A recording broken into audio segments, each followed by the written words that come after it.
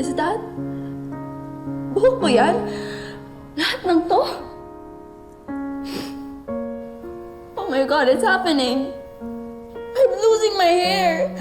They stopped the treatment na, diba? Why is this still happening? Anak, di ba, remember, sabi ng doktor, everything's gonna be okay. Makakahanap din tayo ng donor para sa treatment mo. How can you be so sure?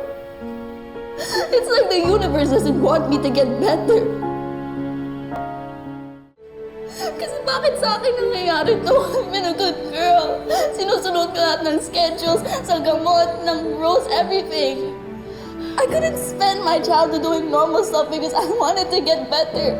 Pero ito, hindi pa rin ako gumagaling. Jasmine, anak, makinig ka sa akin. Gagaling ka. Gagawin ko ang lahat para gumaling ka. Please. Totohanan ng ipaglalaban hanggang dulo, di bibitawan. Your family members have all given their... I said, get that away from me. Ayoko niyan. Ayoko yun naman. Just get out. Ako nang bahala dito. Thank you.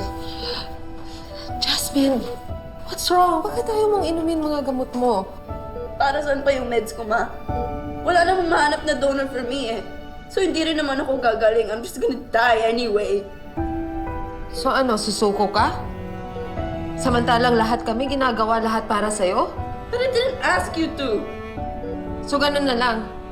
Na parang sinasabi mo walang silbi yung paghihirap namin? Okay na sa'yo mamatay ka?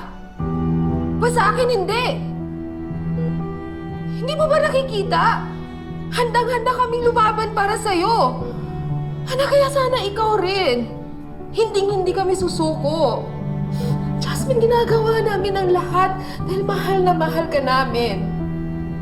Kaya please, huwag mo sanang sukuan ang sarili mo. I'm just so tired, ma. It's hard not to want to give up. Alam ko, anak, naiintindihan kita.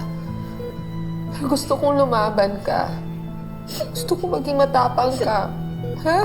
Kaya please, huwag mo kaming iwan. Don't give up on us. Ha?